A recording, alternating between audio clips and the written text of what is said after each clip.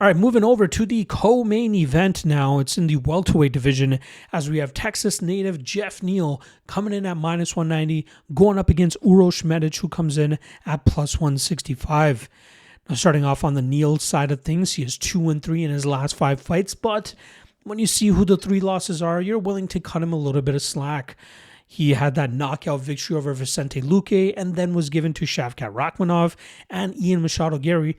Both fights where I felt he outplayed that big plus money line that he was at, but he was still unable to get the win there.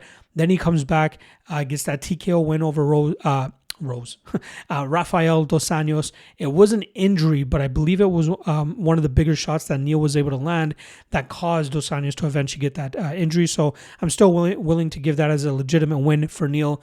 But then last time around ended up, I think it was a spinning back elbow that Prochaz landed with like seconds left on the clock in the first round, and that led to Neal getting knocked out. And I think that might have been his first knockout loss in the UFC. But yeah, very, very tough. Now, Neal is one of those guys that, pre-COVID era was one of the best fighters. He had 5 straight wins, 4 knockouts, 2 of those coming against Bilal Muhammad and Mike Perry. And then he was sidelined for a year due to some sort of health issue he was dealing with. And then ever since then, it's been very, inconsistent for him. He's 3-5 since 2020. But I think he is much better than that indicates. I know he's 35 years old, so there's obviously that to consider. But when he's at his best, he's one of the nastier strikers with good power, good speed, good combinations, good range management as well. And we know he has a very nasty head kick as well.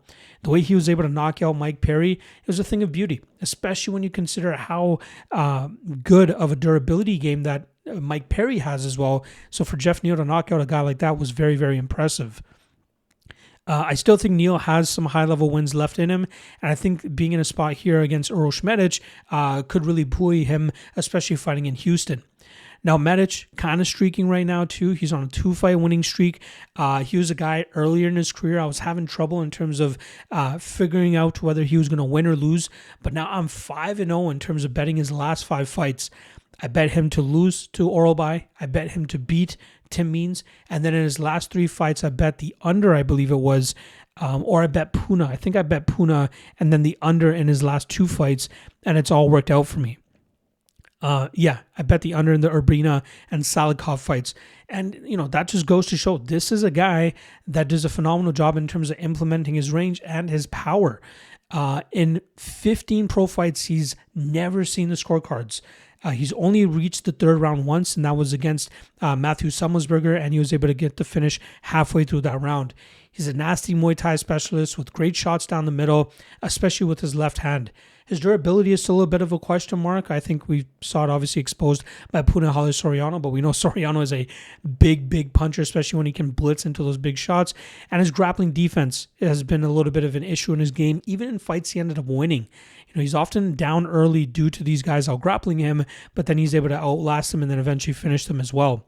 He's long and lanky for the division, and in this matchup specifically, he'll hold a 2-inch height advantage as well. Actually, he won't have a reach advantage. Neal is actually pretty long. He'll have a 4-inch reach advantage over Medic.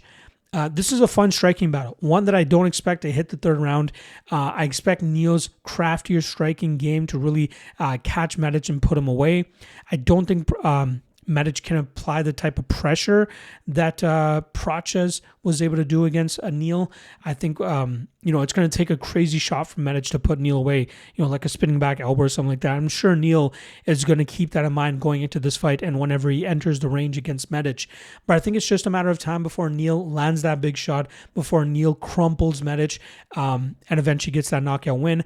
I don't mind him at this chalky -190 line either. I just think he's so much better than Medic. If his chin is gone, I'm willing to eat that loss there, but I think that Neal should be able to land that big shot on Medic here and eventually put him away. I think it happens in round 1. I'd be surprised if this reaches round 3, but I think Neal wins pretty easily here, and I think he gets the knockout.